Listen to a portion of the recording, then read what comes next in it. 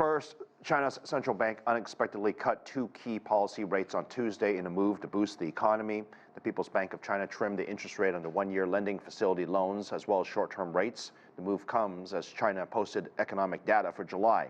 Retail sales up by more than 7% in the first 7 months of the year. Fixed asset investment rose 3.4% in the same period. Industrial output rose close to 4% in July.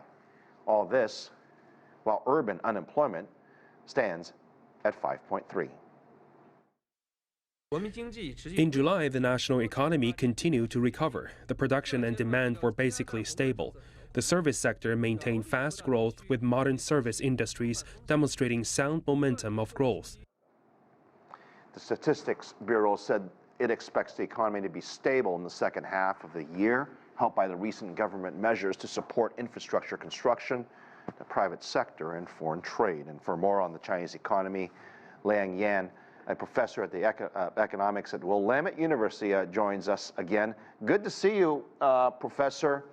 This economic data, the last time we talked about it, a lot of people were saying that China needs to do more to basically make the data better. It's now been a month or two, and the data isn't necessarily better, but it hasn't necessarily, I guess, gotten significantly worse. But one thing is for sure is that at least Beijing is listening to you, and they're taking steps to boost the economy. Good to talk to you, Phil. So I think you're right in some degree that the data here are still showing that the economy is steadily recovering, but it's definitely not meeting the market expectation, because I think the markets are really expecting that China is growing at a faster rate. But let's not forget the first half of the year, China's economic growth reached 5.5% of the growth rate, which is above the annual target, which means the second year, even if there's some decelerations of the economy, we still are likely to achieve that 5% target. But that said, as you just mentioned, the policymakers have launched a series of policies in recent months. For example, the policies to shore consumption, demand, policies to promote the private sectors and also foreign direct investment, and now comes the rate cuts.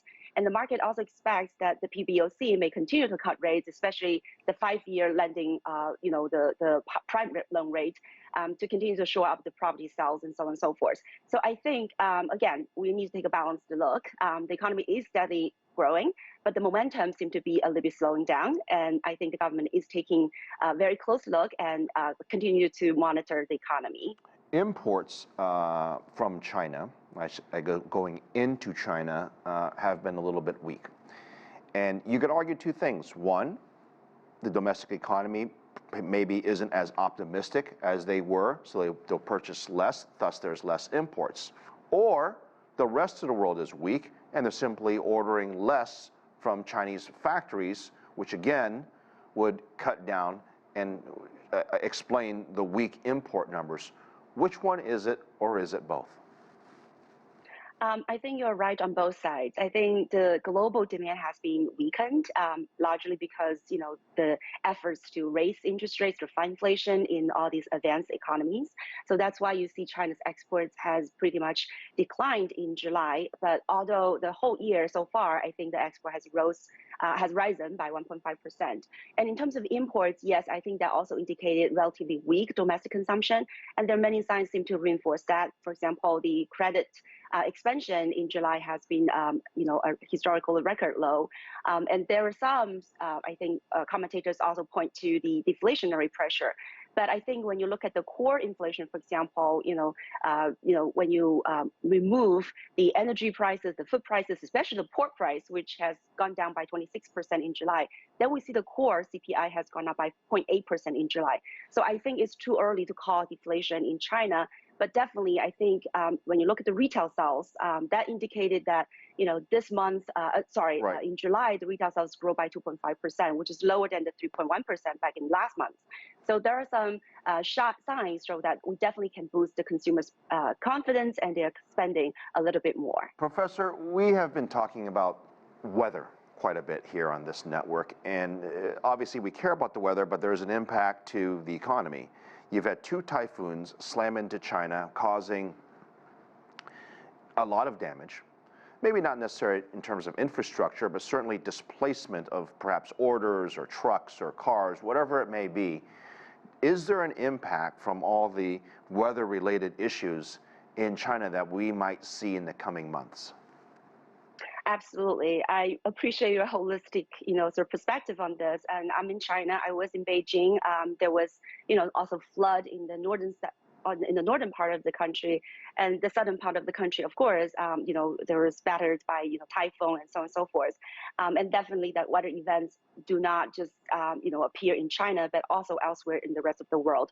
So definitely, I think in the coming months, we'll see some data, economic data that are going to reflect of these kinds of weather changes patterns.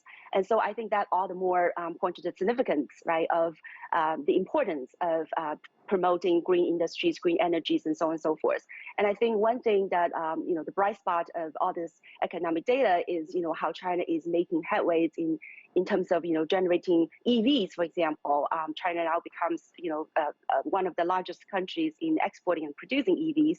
And people are also buying a lot of EVs on the streets, thanks to various reasons like price competitiveness, like, the government regulations. And so I think all of these seem to indicate that China is undergoing this kind of a structural transformation despite some of the short-term hiccups. Yang, it's a big place, it's very complicated, and I feel like sometimes a lot of the media outlets just simply get it wrong.